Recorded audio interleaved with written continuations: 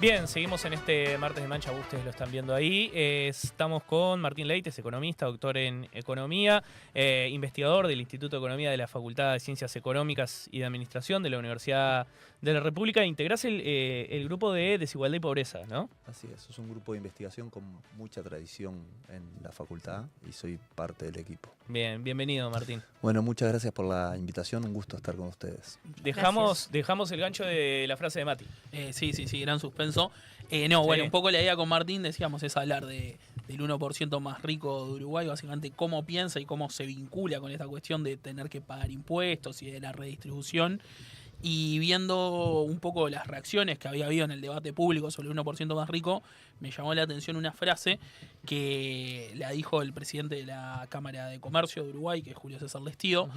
Digamos, él no se hace cargo como que integre ese 1% más rico, pero lo que plantea él es, dice ustedes, o sea, a un interlocutor, ustedes no se dan cuenta todo lo que apoya a la sociedad este sector, el 1% más rico.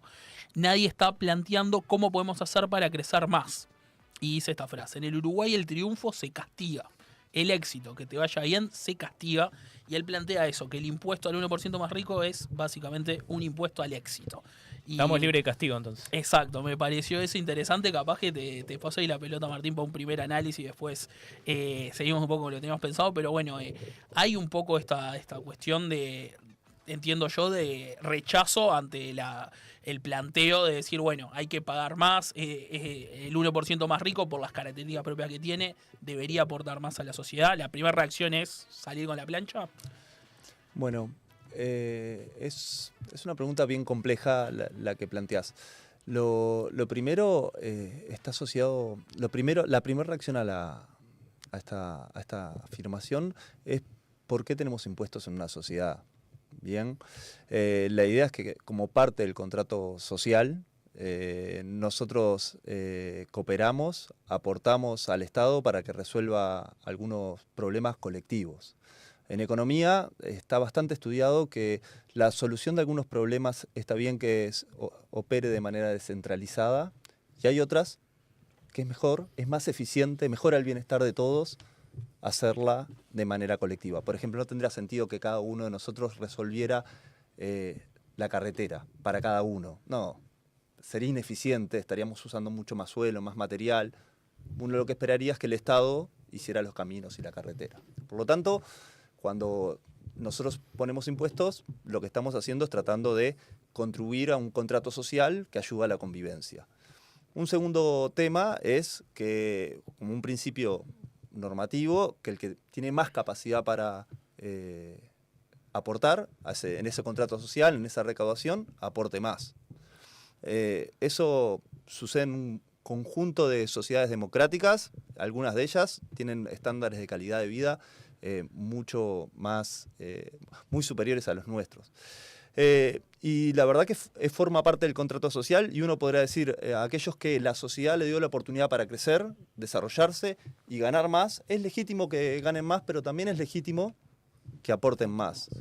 La verdad es que habría que ponerse a pensar qué quiere decir éxito en esta sociedad. Me hicieron la misma pregunta en otro programa de radio y, si no me equivoco mal, el mismo interlocutor dijo, no, éxito es formar una buena familia y verla crecer, no tiene nada que ver entonces con el desempeño económico. Por lo tanto, me parece que es una respuesta que trata de proteger o eludir una discusión, claro, y sancionar una idea que está asociada a esto de que pague más, el que tiene mayor capacidad para contribuir. ¿Les parece que quieren jugar un poco? ¿Alguna vez pensaron en ser parte del 1% más rico del país? No, ni se me cruzó por la cabeza. Pero ¿les parece en este juego? Les propongo que lo sea. Bueno, me puedo poner un monóculo y un, ahí está, un sombrero de galera. Yo te diría, no estaría acá. No, claro. Martín y bueno, sus colegas ahí del equipo de trabajo. Sí, Matías Estrelli y Marcelo Bergolo, ¿no? Ahí está. Hicieron un trabajo en el cual, accediendo tanto a datos de DGI, obviamente datos no identificados, intentaron estudiar ese 1% más rico del Uruguay, y después lo que hicieron, que me pareció muy interesante, es contactarlos por mail y mandarles una especie de consignas o juegos para que vayan respondiendo y a partir de ahí ir elaborando teorías de justamente la característica de estas personas. Acá lo que vamos a hacer es, ustedes pertenecen al 1% más rico y Martín va a analizar un poco qué quieren decir las respuestas que van dando. Juli, te elegí, ¿querés ser A o B? A, siempre A. A. Bien, estuviste muy bien porque el jugador A, Juli, va a recibir 1.000 pesos. Bien, el jugador B es Cami. Me la adjudicaron a mí. Sabes que vas a tener 0 pesos. Bien. Bueno, como ahora. En este caso, la decisión es tuya, Juli. A ver. Tenés la opción de quedarte con los 1.000 pesos completos o compartir parte con el participante B. Las opciones que tenés son compartir 0 pesos con Cami, compartir 250 pesos, compartir 500, compartir 750 o darle los 1.000 pesos que vos tenés a Cami. Pero yo sé quién es Cami. ¿Qué opción elegís? No, son participantes elegidos al azar. Es una persona que tiene características similares a ti y elegida al azar. Recordemos, ustedes le enviaron estas consignas a la muestra, digamos, a contribuyentes que están dentro del 1% más rico. Sí, en este caso le decíamos que a la persona A le decíamos que B era otro contribuyente elegido al azar. Bien. Atención Pero para con Juli. características similares. Y bueno, porque es otro contribuyente. Claro. Es la información que tenés. Atención Ustedes, total. Atención hicieron total. un convenio con DGI para saber cuánto. Sí. Claro. Bueno, yo voy a justificar mi respuesta. Bueno. Porque le voy a dar 250 pesos. Bien, 250 pesos. Pero voy a justificar mi respuesta. Justifica. A ver. De por qué no le doy 500. Porque 750 no le daría ni loca. O sea, partamos de esa base. Pero ¿por qué no le doy 500 y le doy 250? Bueno, porque yo me considero una persona que utiliza sus recursos para bien. Mira. Bien, bien. O sea, yo me considero una Y yo persona yo me los voy a gastar en drogas. claro, mira, No, no. me están haciendo no señas, lo sé, claro. no sé en qué lo vas a gastar, porque no sé quién sos. Pero yo sé que yo los voy a usar para el bien. Por Lestido eso- estaría orgulloso de vos. ¿Sí? Perfecto. Muy bien, Me así gusta estar en que la vereda del estilo. pueden... Qué piropo raro Sí, ese. sí, pueden comentar en el chat, a ver, ahí cuánto compartirían. En el caso de Julio, bueno, tenemos que Hay que compartir ser, hay 250 sinceridad, pesos. por favor, sinceridad. Exacto. Porque si yo que vendría acá a vender humo, diría 500. Mira, ahí Martín te está analizando, está pensando. Si ¿Qué- te parece, Martín, hago el siguiente juego Me parece y a genial. partir de ahí sacamos conclusiones. Acá seguimos con Juli, que es participante A, y ahora hay 2 participantes más. Tenemos B, que es Cami, y vamos a poner que C es Enzo, del otro lado. Les cuento cómo es este juego. El participante A y hay otros 2 participantes elegidos al azar, también como planteamos antes, B y C. Tu papel es decidir cuánto va a pagar B y cuánto va a pagar C. Recibirás 1.000 pesos independientemente de esta decisión. A Vos lo ver. que tenés que decidir es cuál de las 2 distribuciones preferís y tenés 2 opciones. Que el participante B, es decir, Cami, me perdí, tiene que ¿Estás ahí, pagar Enzo? 250 pesos para Cami y 250 pesos para Enzo, o 250 pesos para Cami y 750 pesos para Enzo. Es así, ¿no? Así es. Ella siempre va a tener su misma plata. Ahora vos, tu plata ya no está en juego. Vos decidís sobre otras 2 personas. Pero ¿es la misma persona a la que yo ya le di 250 pesos? Son No. otras 2 personas elegidas al azar. Ah, ok. Claro. La tensión es entre darles a los 2 lo mismo, 250 a los 2, Sí. y por lo tanto esa economía tendría una torta de 1.000 más 500, porque es la suma de 250 y 250, o darle a uno 750 y al otro 250. En ese caso la torta sería más grande y habría una distancia entre Cami y Enzo. Pero ¿cuál sería el beneficio Más de desigual. que la torta sea más grande? Bueno, es Es tu decisión. la decisión es tuya. No, le doy lo mismo a los dos. Bien. Mira. Bien. ¿Qué nos Sí. compramos? No, le doy lo mismo, no, los dos tienen que... Sí, 250 para cada uno. Para cada Exacto. Bien. Ojo con lo que Estás decís. por la igualdad. Ojo con lo que decís. Muy bien. Y si les parece, vamos con el último juego que teníamos pensado y después tenemos las conclusiones. Dale, una última cosita que quiero ver qué es lo que dice Enzo. Sí, perdón. ¿Qué hacemos con la plata? ¿Qué hacemos con la plata? Podríamos conversarlo después del programa, me parece. Dale. ¿Querés vos plantear el último? Es el juego 14, si no me equivoco. Dale, Martín, planteanoslo vos, a ver. Bueno, en este juego la idea es que hemos lanzado una moneda y cualquiera de ustedes puede participar. Debe elegir entre recibir un pago seguro o un pago que depende de si la moneda sale cara o cruz. Es decir, un 50% de que el pago se haga realidad y un 50% de que ese pago no se haga realidad. Entonces tienes que elegir entre alguna de estas opciones. Ustedes no saben qué lado de la moneda salió. Una opción es quedarse con un pago garantizado de 1.000 pesos. La otra opción es quedarse con un pago garantizado, quedarse con 2.000 pesos si sale cara o quedarse con 0 si sale cruz. Exacto. Mil Mil pesos. en Mil mano, pesos. 1.000 en mano o ir a 2.000. Yo 1.000 en Es mano. medio casino esto. 1.000 en mano. Yo soy garca, sí, 1.000 en mano. 1.000 en mano. Voy a 2000. Bien, Sos el carriera. jugado. Yo voy seguro a los 1000.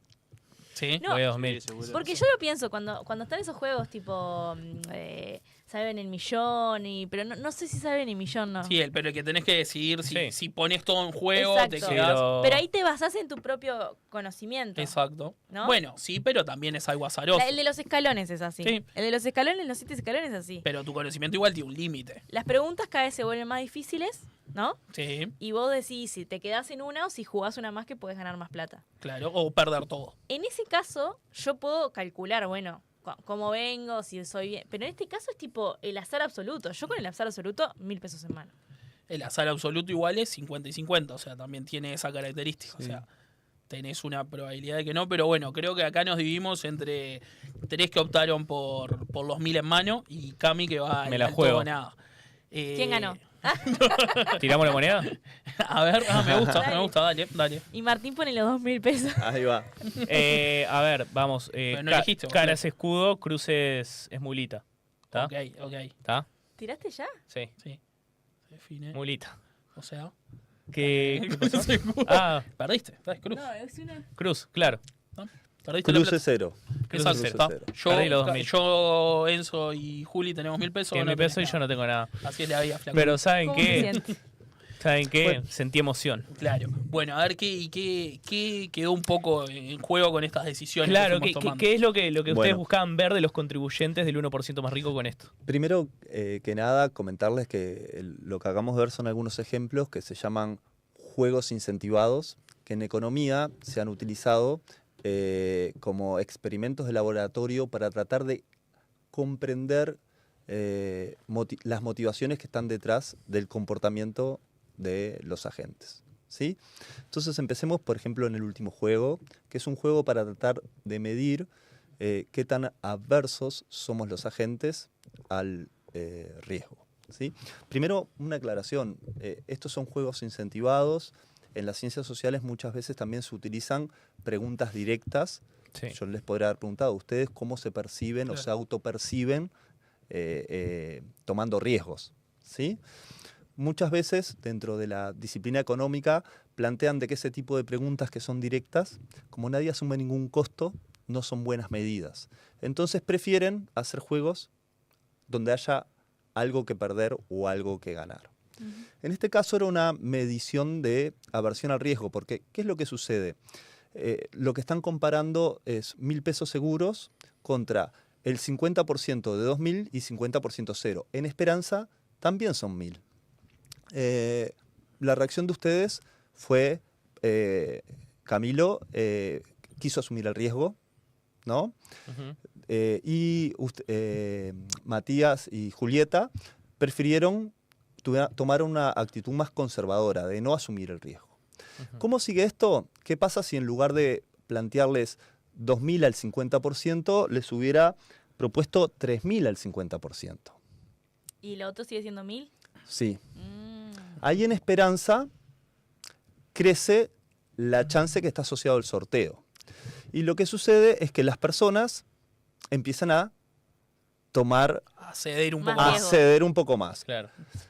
Digamos que el caso de Matías en esperanza, como que era indiferente, pero prefirió la apuesta de ganar 2.000 y asumir el riesgo de quedarse con 0 ante la chance de tener seguro 1.000. Porque esto es relevante. Recién Julieta decía, esto no es todo azar. En realidad nosotros cuando tomamos decisiones nos enfrentamos a situaciones de incertidumbre muy, muy seguido. Desde, vamos a contratar el seguro del auto, bueno, mejor mañana, bueno, estamos asumiendo un riesgo. Quiero contratar un seguro de salud, estoy asumiendo un riesgo. Y hacemos estos cálculos también. Como ahora que vos decías, yo elegí asumir el riesgo por 2.000, pero ¿qué pasa si subía a 3.000? Capaz que cambiaba, capaz que Enzo decía, Sí. bueno, por 3.000 en lugar de 1.000 me la juego por el azar. Y estos cálculos los hacemos en la vida cotidiana también, ¿no? Totalmente. Elijo pagar esto y yo sé que capaz que agarro una plata acá un poco más adelante, entonces postergo el pago de esta otra cosa y la pago cuando tenga esto, o Yo soy muy capaz así. que no la tengo, pero bueno, me veo cómo hago para pagarla más adelante. Bueno, un ejemplo que en la discusión anterior, los que no paguen impuestos asumen un riesgo de en un momento ser auditados y tener que Claro. pagar una multa. Bueno, ahí estás manejando la incertidumbre. Cuando no pones el tarifado del auto. Bueno, buena, cuando muy no buena. pagas el tarifado Son del 10 minutitos O en bueno, estación y... claro. los trabajadores, ¿no? Cuando se enfrentan a una situación de crisis y existe la chance de que entres en desempleo, se manejan incertidumbre. Y también ahí hay una cosa de riesgo. Uno podrá decir, prefiero un empleo más estable que este. Que gane menos, pero que sea estable. Sí. Entonces, en economía, en realidad, existe, está muy presente en un conjunto de decisiones económicas. De hecho, ustedes, consumidores, se enfrentan a una góndola y muchas veces no saben los productos, todo lo que tiene, y por eso hay como mucha regulación que trata de promover el acceso a información. Y de hecho, tal es así de que los primeros programas sociales que desarrollan los estados de bienestar es para tratar de prevenir el riesgo que está asociado a quedar desempleado. Y los programas de seguro de desempleo es ante el riesgo que cualquier trabajador o trabajadora asume en momentos de crisis de quedarse desempleado. Eso es una manera de proteger a los trabajadores en el marco de los ciclos económicos y la incertidumbre. Tiene el problema que aquellos que no trabajan en crisis no reciben esa protección. Y los otros dos juegos, ¿qué nos dicen sobre nuestra vinculación con otros agentes? como Vale. decías vos? Lo primero a comentarles es que esto nos permite como medir parámetros comportamentales y hay diferencias, no somos todos iguales. Y en base a eso podemos tomar decisiones distintas. No hay una respuesta correcta o no, sí podemos decir que uno es más averso al riesgo. Esto que ustedes el otro. lo usaron para estimar o para por lo menos poder conformar un mapa de cuáles son los comportamientos predominantes en el grupo del 1% de los más ricos. Nosotros del 1% más originalmente rico. queríamos relevar un conjunto de parámetros comportamentales para el conjunto de contribuyentes, para entender cuál era su comportamiento, y después nos concentramos en tratar de responder esa pregunta. ¿Qué tan distinto es el 1% en este conjunto de parámetros comportamentales en relación al resto de los contribuyentes, que no es el resto de la sociedad? De hecho, es un No, grupo de claro. comparación más exigente. Pero si quieren, después les digo esto, le comento los otros dos juegos Sí, por lo favor. que intenta. El otro juego lo que intenta es ver que es una medida de altruismo. Es decir, cuando a Julieta se le dio la oportunidad de compartir con Camilo, de hecho Julieta recibió los 1.000 pesos como caídos del cielo. Tampoco es que había hecho nada previamente, simplemente porque se le invitó a participar del juego y ella tenía que tomar la decisión cómo distribuirla. Si ella valora mucho que los dos tengan lo mismo, si tiene como una fuerte aversión a la desigualdad, ella está dispuesta a sacrificar parte de esos 1.000 pesos para dárselos a Camilo. Entonces es como una medida de qué tan dispuesto estás, tu propensión a contribuir con el otro. Ella está asumiendo un costo, de hecho asumió un costo de 250 pesos. Una ¿verdad? cuarta parte, digamos. Es una cuarta parte. Eso valgo para Julieta. Sí. Bueno, en realidad lo que encontramos es súper para la economía como disciplina, que siempre parte que los agentes, que las personas, las empresas, los trabajadores, los consumidores son autointeresados y no se preocupan por los otros.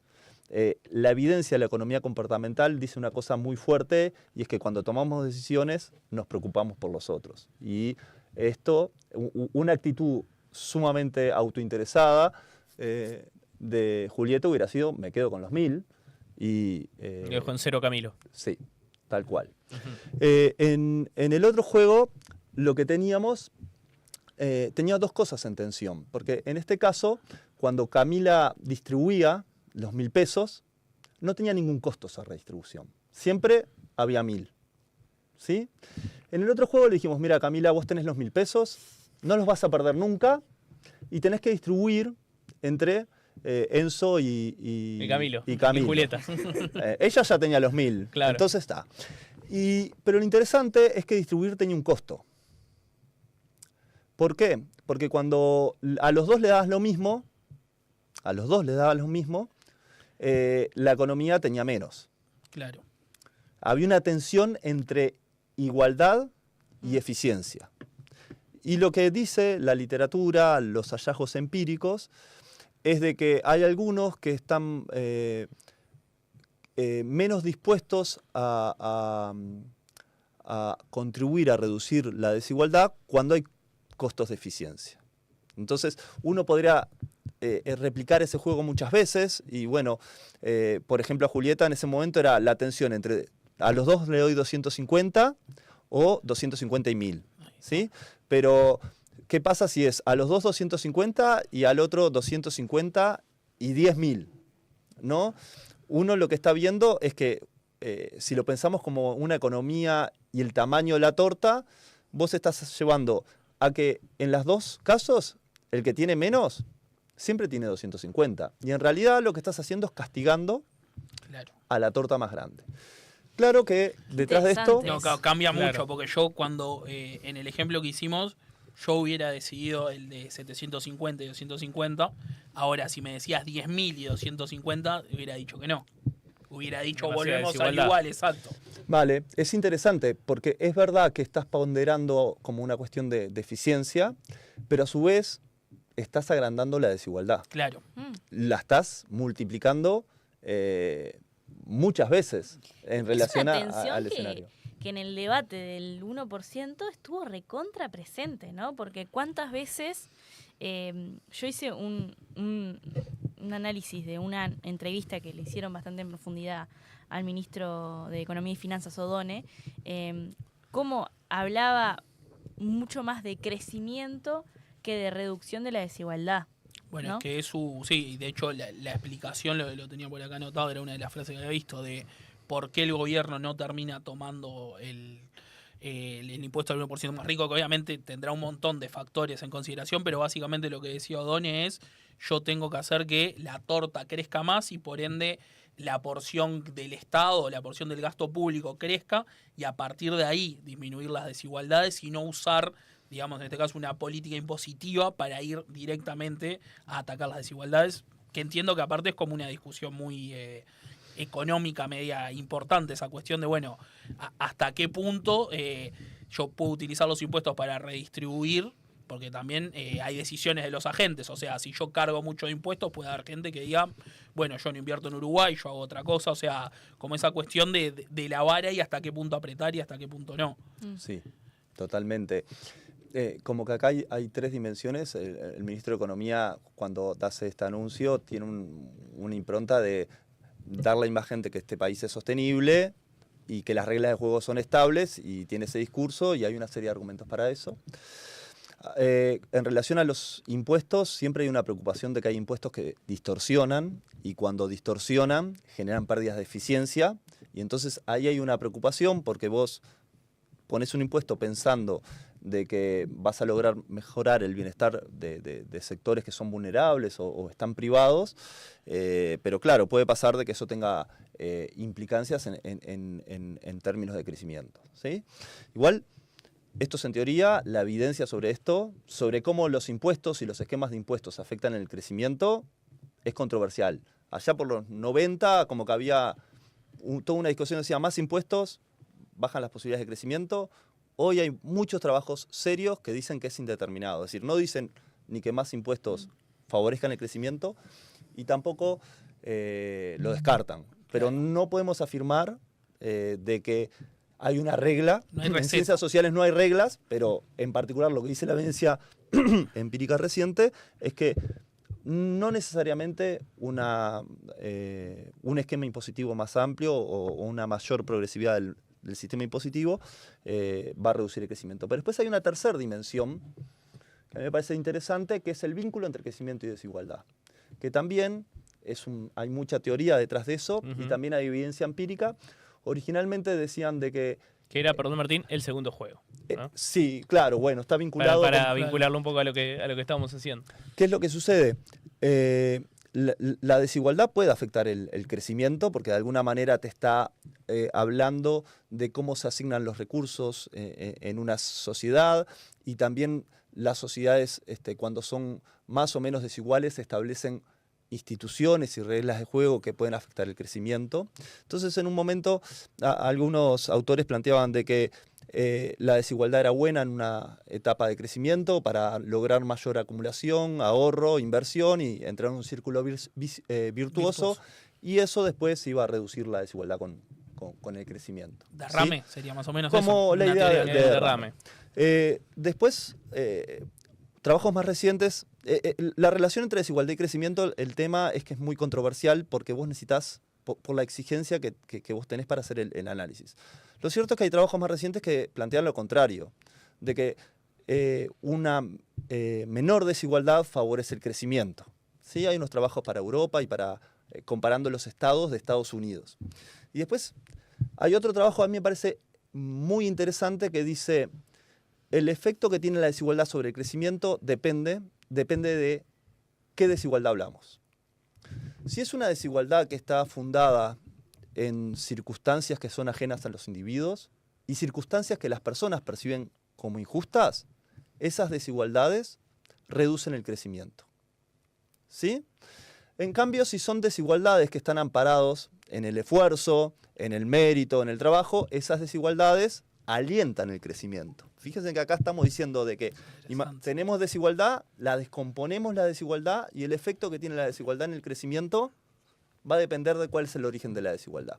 Y esos trabajos lo que encuentran es que esa desigualdad justificada como meritocrática no tiene efectos en el crecimiento, que el efecto teórico es que mayor desigualdad sería... Claro. Pero la desigualdad injustificada, esa basada en circunstancias, sí tiene un efecto y reduce las tasas de crecimiento.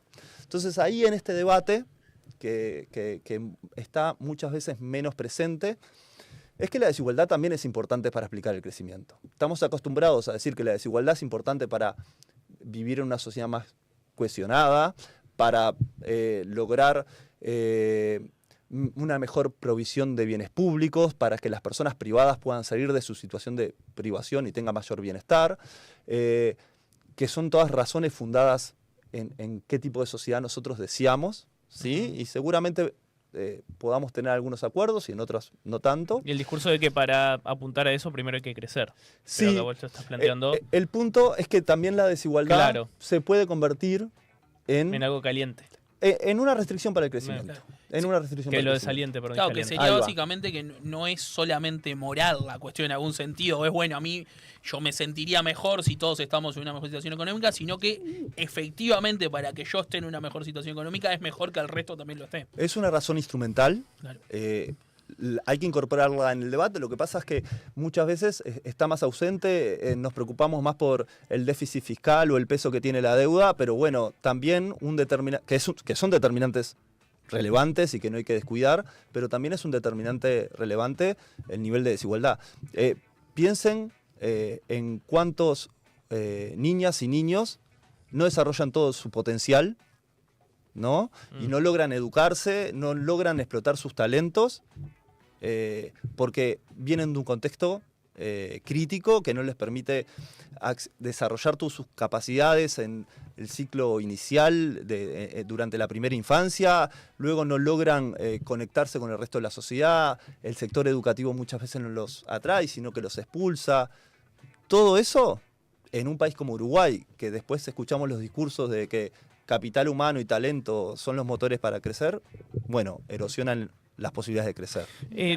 Quiero ir a la investigación, Martín, ¿no? Porque estos juegos que hacíamos también hablábamos de que los ayudaban a registrar patrones de comportamiento también del 1% más rico, ¿no? Es un grupo escindido del resto de la sociedad, escindido del resto de los contribuyentes. ¿Qué fue lo que encontraron? ¿Qué comportamientos comunes en este grupo? Que vamos a decirlo, ¿no? El 1% es una población de 25.000 personas. con un patrimonio de $1 millón de $1 millón, ¿no? Bueno, nosotros en el estudio usamos una definición que está basado no en el patrimonio, sino en el ingreso que reciben. Oh, bien. Eso nos distingue Es de otros distinto. trabajos que han Sí. mirado al 1%. Tenemos Porque tenían razón acceso a esos datos directos. porque tenemos Ustedes acceso podían a saber. esos datos. Es decir, lo primero a decir es que, ¿por qué estudiamos esto? Bueno, comprender la disposición que tenemos los uruguayos y las uruguayas a pagar impuestos, a cooperar, es fundamental para tratar de definir qué rol queremos para el Estado. Es decir, hoy había alguno de ustedes que se quejaba de cómo funciona la DGI, algunos de nosotros nos podemos quejar de que las veredas están rotas cuando caminamos. Las veredas es un bien público clásico. Si yo soluciono la de enfrente de mi casa y ustedes no solucionan la de ustedes, No puede caminar. no sirve de nada ese bien público. Bueno, es un problema típico de coordinación. Lo que dice la literatura económica es que en algunos países los ciudadanos y las ciudadanas están más dispuestos a pagar para tener un Estado que tenga un rol importante en la redistribución. Es el caso de los países nórdicos. Las tasas de impuestos son más altas, el peso del Estado es más alto, los niveles de desigualdad son más bajos. Y hay otros países que tienen equilibrio con niveles de distribución mucho más bajos y que los ciudadanos tienen una menor propensión a pagar impuestos. No los prefieren, como es el caso de Estados Unidos o del Reino Unido. Es interesante saber qué pensamos los uruguayos y las uruguayas sobre esto, que yo creo que una cosa súper ventajosa y es una buena noticia que todo este debate sobre la propuesta del 1% llevó a que discutiéramos sobre el tema. Claro. Porque si nos ponemos a pensar, en general, en campaña no hay un solo político que diga, miren que para hacer esto tenemos que aumentar impuestos. Todo lo contrario. Todo lo Es contrario. lo contrario. De hecho, nosotros con compañeros del instituto, con Gonzalo Salas y Agustina, hicimos también relevamos un trabajo que decía básicamente que los uruguayos querían reducir la desigualdad, querían reducir la pobreza, pero no querían pagar más impuestos. Entonces, ahí hay como un punto. Nosotros en este trabajo hicimos este relevamos este conjunto de parámetros comportamentales, sí, que los hicimos con juego, y además usamos una batería de preguntas muy usuales. Bien. Usadas en las ciencias sociales. Y eso lo logramos cumpliendo una serie de estándares súper importantes para hacer este tipo de ejercicios, entre los que vos decías, la anonimicidad, el secreto estadístico. Nosotros no sabemos quién responde esto. Claro. Lo que sí podemos saber, lo podemos vincular con los ingresos que tenían. Entonces, nosotros logramos construir una distribución del ingreso, de todos los ingresos formales, y no solo para un año, sino para 5 años. Entonces imagínense que nosotros agarramos una distribución del ingreso promedio de 5 años y logramos identificar el 1% más rico. En nuestra encuesta teníamos 230 personas que pertenecían a ese grupo. Bien. ¿Vale? Nosotros después, esa encuesta, después de aplicar unas restricciones, llegábamos a algo así como 6.700 individuos que básicamente se ubicaban entre el 50% de la distribución y el 2% restante. Es decir, nuestra muestra de este conjunto de preguntas era representativa de lo que pasa en la parte media y alta de la distribución de trabajadores formales que pagan IRPF. ¿Eso qué nos permitió? Con esa cantidad de observaciones podíamos identificar muy bien cómo pensaba o las respuestas del 1%. Y lo que hicimos fue comparar ese 1% con lo que pasa en el escalón siguiente. Es decir, no estamos comparando el 1% con los que no pagan Claro. IRPF o con los que reciben el programa FAM. Claro. No, lo estamos comparando con el escalón inmediato. Sería del siguiente. 50% más favorecido comparar el 49 contra el 1. Contra el 1. Exactamente. ¿Y qué fue lo primero que pasó? Que hicimos una gráfica, lo que técnicamente sería evidencia no paramétrica. Imagínense así una línea casi chata que explica las preferencias por la redistribución, cuánto apoyan las políticas redistributivas, y cuando llegamos al 1%, caía. Esa un gráfica, precipicio. cuando la mostramos en los seminarios internacionales especializados sobre la temática, la verdad que primero les daba mucha envidia los datos que teníamos, y segundo, les sorprendía, les parecía una cosa fantástica, básicamente porque detrás de todo esto es muy difícil definir por qué el 1% y no el 2%. Claro. ¿Por qué no el 3%? Ujú. Y El 5, el 10. Claro. totalmente. Y nosotros, sin manejar los datos, dejamos que la gráfica nos hablara y salió un corte de que el 1% era distinto al resto. Y nosotros, ¿y por qué este estudio? Que la encuesta Yo me para... empiezo a enojar, ¿viste? Me empiezo a No te enojes, por favor. empieza a venir con un calor. Yo aparte me empiezo a apasionar, ¿viste? Ustedes me decían, hablamos mucho en la parte anterior y ahora yo me largo a hablar. Ahora compensamos. No, lo primero es decir que este trabajo lo hicimos, el relevamiento lo hicimos por el 2019. Claro. Es decir, Previo a toda esta Previo a cosa. este debate tan Y abierto. comenzaron a tomar desde el 2016, más o menos. no, fue Antes. una toma de datos, uno solo. Bien. Claro, un Fue, corte. fue un corte antes y después de una declaración jurada. Ah, Fue ahí está. un punto así. Lo que teníamos era en el 2016, eran las declaraciones juradas que nos permitieron armar la muestra Claro. de los datos. Nosotros teníamos datos del 2009 al 2016. Claro. Capaz ponemos la lupa en eso. No, presentados, bueno, son muy distintos lo que vemos en este 1% en el otro, yendo un poco más en profundidad. ¿Qué explica esas diferencias y qué más vieron? ¿Y Vale. cómo son? ¿Qué cosas, además de la aversión a redistribuir, qué más cosas tienen? Bueno, Más características? nosotros, la literatura, no solo en Uruguay, sino en el resto del mundo, lo que sabía es que en general son varones de edad adulta y que tienen ingresos de capital, ¿sí? Pero no sabían mucho más en términos de variables más comportamentales o su manera de pensar. Entonces nosotros encontramos que son distintos en algunas de las características de estas variables, que uso un término capaz muy técnico, de estos parámetros comportamentales, Ujú. en particular en dos, son menos adversos al riesgo. El top 1% está más dispuesto a asumir riesgo y además tienen preferencias más meritocráticas. Ujú. Digamos que mi decisión de la moneda fue de top 1. Sí, totalmente. Pobres. En fin, Sos tremendo top 1. No. De la ven. No encontramos diferencia en el primer ejercicio. En el altruismo mirá. no encontramos diferencias. Ujú. Sí encontramos en esta idea de meritocracia que el juego es muy parecido a este, distribuye entre dos, pero antes de distribuir te queremos decir que el otro jugador hizo una tarea que implicó cierto esfuerzo. Ay, ahí Bien. ya está. A ver, Y- yo soy el A, Matías es el B, Julieta es el C. Sí, pero yo dividí entre Julieta y Matías, pero te aviso que Julieta hizo una tarea que le requirió cierto esfuerzo. Y yo no hice Bien. nada. Y vos Y no como hiciste siempre. nada. Exacto. Y a ver cómo distribuís ahí sería Bien. la Claro. pregunta. Pa, es muy buena, ¿eh? Claro. Bien. Puedo ser 1000 para el participante B, 0 para el C, digamos. O Sí. sea, 1000 para Julieta, que hizo el trabajo, 0 para Matías, que no hizo nada. Después sería 250. 750. 750 para el participante B, 250 para el participante C. O sea, es difícil. Y para, Vos sabés hay que una me opción- siento tentado a darle 1000 a Julieta, que hizo el trabajo, y Matías no hizo nada. Mil, Estás pará. re modo rico. Muy Está bien, top eso es uno. lo que vos decías, que es el 1%. Bueno, Sería son más meritocráticos. Mirá el Zócalo, Perciben- sería como el premio al esfuerzo y también implícitamente el castigo a no Al que tener hizo información esfuerzo, claro. de lo que hizo. Qué bueno que no salís de la pobreza porque Matías. no querés, Mati. ¿Puedo sumar un Es esa condimento? idea, es esa idea la que está. Esto es capítulo cerrado. Volvemos a un mismo ejemplo. Ahora, yo no hice nada, pero yo nací en un hogar, por ejemplo, que está dentro de la parte más pobre del Uruguay, y Julieta en uno de los que está en la más rica. Ahí me cambia la ¿Vos harías ecuación. lo mismo? No, me cambia la ecuación. Porque yo entiendo que lo que veíamos era netamente meritocrático, ahora acá hay una cuestión de meritocracia, pero teniendo en cuenta un punto de partida.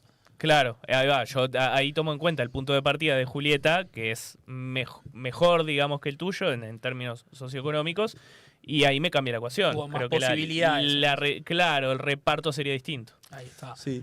Allí, bueno, el 1% tiende a ser más meritocrático que las personas, es decir, a pagar, a compensar o a tolerar las desigualdades basadas en mérito Claro. en relación a el segundo escalón que está entre el 50 y el 2. Y bueno, eso podría ser consistente con esta idea de se castiga al éxito que vos decías o no se premia el que se esforzó. En las otras parámetros no encontramos diferencias estadísticamente significativas como es el altruismo o las preferencias intertemporales o la confianza interpersonal, que son un conjunto de parámetros que medimos. Después medimos otros parámetros, los mismos fenómenos, pero usando como otra estrategia. En lugar de usar juegos incentivados como los que recién vimos, les hacíamos preguntas, ¿no? Que son súper estándar y se han usado en ciencias sociales y se publican en las mejores revistas, están como validadas. Entonces, ahí empezamos a encontrar otro tipo de diferencias en dimensiones que nosotros le llamamos como visiones del mundo o creencias o ideología. Una en particular es la autoidentificación ideológica. Les planteamos del 1 al 10, siendo 1 la extrema izquierda, 10 la extrema derecha, donde te posicionas, y ahí encontramos de que sistemáticamente el 1% tiende a contestar más a la derecha que el resto de la sociedad, y que las diferencias son estadísticamente significativas, es decir, que no le podemos atribuir un problema de muestra, sino que esas diferencias existen. Tiene base, digamos. Totalmente. Después, digamos que tienen menos confianza en el Estado y piensan que el Estado es menos eficiente. También que piensan que la desigualdad en Uruguay es un problema menor. En eso también se confirma como diferencias y se confirma en esta idea de que son más meritocráticos que el resto de la población.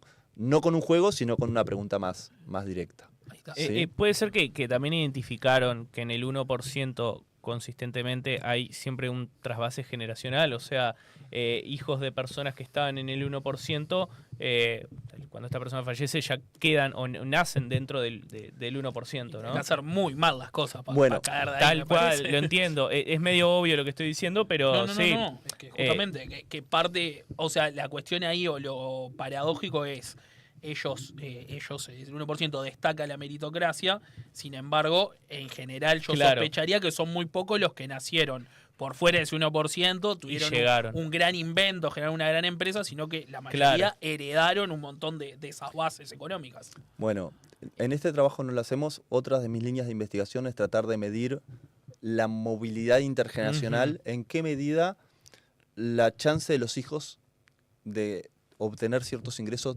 está condicionada por los ingresos de los padres, y lo que tenemos es que los hijos que nacen en el percentil más alto tienen chances desproporcionadamente altas de pertenecer al mismo decil que sus padres. Claro. Digamos que lo que encontramos en esas medidas es que existe bastante movilidad en la parte media y baja de la distribución, pero a medida que subís en la escalera, los ingresos de los padres son súper importantes para explicar los ingresos de los hijos. ¿Y en la parte baja? En la parte baja lo que pasa es que los escalones son tan chiquitos que hay movilidad. Pero claro, es una movilidad que muchas veces implica saltos muy chiquitos en términos de ingreso, porque por la forma de la distribución. Claro, quizás mejorás, pero no salís de ser una clase baja, digamos. Claro. Mejorás dentro de la clase baja. Caís y subís muy rápido, pero en realidad en términos material o en tu realidad inmediata, tu cambio no es significativo. Que los percentiles lo que son es como una fila, imagínense en la altura de los individuos, ¿no? Y lo que pasa, y los tenemos ordenados según la altura. Pensemos de que la altura es un equivalente del ingreso. Lo que sucede es que vos tenés como muchos bajitos, muchos bajitos que van creciendo. Después se va espaciando. Y después viene la parte alta, gigantes, esos basquetbolistas de 2.80. ¿Qué es lo que sucede? De 2.70, perdón. 2.80 ya era una exageración. ¿Qué es lo que sucede? Que moverte en la parte baja, a veces con medio centímetro te moves. Sí. Pero llegar a la parte alta necesitas 50 centímetros. Claro. Vale, entonces en la parte baja hay distribución, hay más movilidad, en la parte alta hay fuerte persistencia. Esto en Uruguay sucede mirando los ingresos, la misma fuente de datos, ingresos formales. Lo interesante es que los países, esto se está haciendo en países desarrollados, en Estados Unidos, como que es el país de la meritocracia. Entonces hay una serie de estudios que plantean de que Estados Unidos es mucho menos móvil en términos intergeneracionales de lo que se creía hace 50 años. Bien. De hecho, el documento, la investigación súper bien publicada en las revistas más prestigiosas de economía del mundo, el documento se dice, ¿es Estados Unidos la tierra de oportunidades? Y lo que discute es que ir a una buena universidad está súper condicionado porque haya ido tu padre o tu madre, o que tu padre hoy en día tenga un ingreso o una situación de privilegio, y lo mismo afecta con los ingresos. Rebate un poco la cuestión del sueño americano, esa cuestión meritocrática. Donde que todos yo puedo podemos progresar y llegar. Sí, eso ha despertado mucho debate y está en discusión. Ahí está, capaz que... Sí, dale. Perdón, no. Había una discusión, ahora que decís esto también, en el momento del 1%, de la discusión del 1% al 1%, que era una cosa que dijo el ministro de Economía también, y es que no nos podemos estar comparando con países de la OCDE, ¿no? Que está todo bien con los países o sea, está todo bien con proyectar y con aspirar a determinadas políticas y formas de redistribución de esos países, pero que no somos un país de la OCDE, ¿no? Somos primer mundo, básicamente. No somos primer mundo, que estamos geográficamente y en otras dimensiones ubicados en otro espacio. Y yo pienso ahora, cuando hablabas de esto de las políticas, de la posibilidad de la movilidad intergeneracional, la movilidad de clases, que imagino, sin saber, estoy tirando un dato que no lo tengo estudiado, pero que una época de mayor movilidad intergeneracional en las clases debe haber tenido que ver también con el vallismo. No sé, yo pienso como capaz que estoy pensando mucho en mi burbuja, ¿no? Pero esas historias de meritocracia y de traslado entre clases sociales parecen como una cosa más vinculada a políticas progresistas, a políticas como de... entonces, ¿qué tanto tomar estas decisiones de políticas que pueden ser arriesgadas, ¿no? Y aspiracionales, si nos situamos en Uruguay, como son posibles? Bueno, es una pregunta como compleja, tiene muchas aristas. Lo primero que te voy a decir es que... Últimamente vengo muy mal con las preguntas. No, está bien. Ya es un chiste interno. No. Bueno, no. Lo primero a decirte es que hay una relación entre la desigualdad de un país y las oportunidades de movilidad. Los países con menor desigualdad tienen más chances de movilidad. Eso, hay una regularidad empírica que está bastante acordada. Los países que tienen mayores niveles de movilidad son Finlandia, Suecia, los nórdicos, y Brasil. Ahora hay un estudio que lo ubica por allá abajo, siendo un país históricamente desigual. Lo segundo a comentarte es que cuando se habla de movilidad, un factor clave es el acceso a la educación, y ahí el rol del Estado tratando de equilibrar oportunidades es importante. No es el único, porque después, cuando entramos al mercado de trabajo, el capital social de los padres es súper importante, y las trayectorias que tienen los jóvenes y las jóvenes cuando ingresan al mercado formal depende mucho, no solo de cuánto me esforcé, qué tanto estudié, me quemé las pestañas para ser bueno en lo que hago, sino de tener contactos que te ayuden. ¿Qué apellido tiene mi padre? A acceder al primer empleo. Es decir, una encuesta de la ENAG dice que es el principal determinante para conseguir el primer empleo. Y hay muchos trabajos que dicen que el primer empleo es súper importante para explicar cuál va a ser la predicción, la trayectoria futura. Bien. Si te parece, la última, Martín, que estamos ya sobre el pucho, pero lo estuvimos sobrevolando un poco. Entiendo que la principal conclusión del estudio, y sobre todo en este enfoque, es la cuestión que el 1% más rico tiene, ustedes plantean, entre 25 y 33% menos de probabilidades de estar de acuerdo con aumentar la redistribución. Así es. Básicamente es entonces que ese 1%, que es un poco también el impuesto que estuvo en debate, tiene menos disposición a pagar sus impuestos o a generar una política redistributiva que el resto de estos pares que hablábamos en la parte más favorecida de la población. Tienen menos disposición a apoyarla, tiene también menos disposición a apoyar una política, una intervención que reduzca la brecha entre los ricos y los pobres, que es la pregunta que tenemos.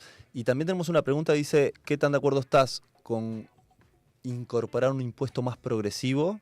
Y ahí las diferencias se hacen más grandes, ¿sí? Ahora, lo otro, tres cosas para cerrar. La evidencia plantea de que las personas cuando tienen más ingresos y perciben que la política no los va a favorecer, no los va a favorecer por dos razones. Porque soy yo el que pago más y porque no me beneficio en nada. Es un análisis de costo-beneficio. Entonces, claro, una persona que es autointeresada y no es altruista, no importa si es el 1% más rico o es el que está del 50% al primer escalón. Si lo único que prima es el análisis costo-beneficio, no va a apoyar las políticas redistributivas. Por eso es importante saber qué otras motivaciones están detrás del apoyo a las políticas redistributivas, que en este caso el estudio lo que plantea, de que el top 1% tiene como creencias una manera de ver el mundo que es distinta al resto. Y que su apoyo o no a las políticas redistributivas está asociado a eso. Y lo tercero, que más allá de cómo concibamos lo justo o no del sistema impositivo y nuestra disposición a colaborar, a cooperar con otros, porque es en definitiva lo que hacemos cuando pagamos impuestos, además de una razón de justicia, que nosotros podemos mirar al lado y decir, ¿por qué yo pago y el otro no? Bueno, tratar de dar información sobre eso es como súper importante y también dar información transparente sobre qué se hace con los impuestos. Claro. Y obviamente hay otro punto, que es que el Estado sea eficiente resolviendo los problemas. No resolviendo mis problemas. Los problemas de todos. Los problemas que enfrentamos como sociedad. Entonces, hace un rato hablábamos de la propuesta concreta del 1%, del 1 al 1%, que me parece que tuvo la gran ventaja de poner en debate un tema que no queremos discutir, no queremos debatir, no queremos pagar más impuestos, que los pague otro. Bueno, me parece que puso un debate. Después, el margen que tenemos es, para poder mejorar la recaudación, es importante ampliar la base. Que se va a menos. Ampliar la base quiere decir que más aporten. Y muchas veces Uruguay tiene un mínimo no imponible súper alto. Claro. Lo otro es que el esquema sea progresivo, porque si vos tenés un esquema súper progresivo, pero lo pagan muy poquitos, tu capacidad de recaudación también es súper baja.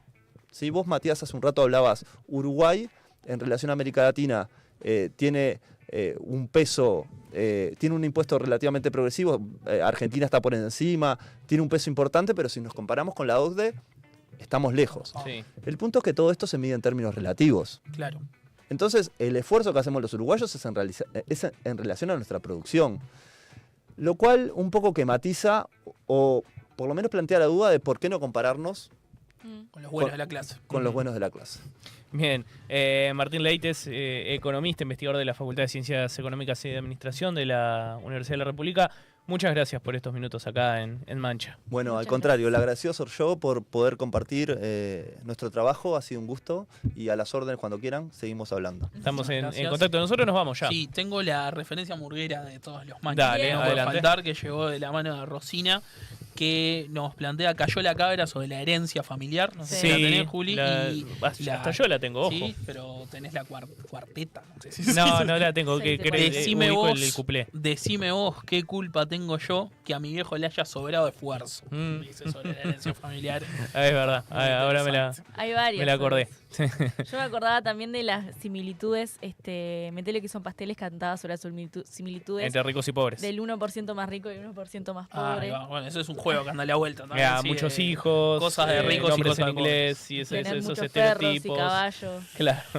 Bien, nos vamos. Como siempre, muchísimas gracias a Enzo Dinolfi en la producción, Ramiro Brianza en la operación técnica, luciéndose como siempre. El saludo a todo el resto del equipo de Mancha, a los que no pudieron estar hoy y a los que estamos, ¿verdad? Matías da Silva, Muchas gracias. Julieta Núñez. Gracias, Camilo. Nosotros nos vemos hoy en otro martes de Mancha. Chau, chau. Chau, chau.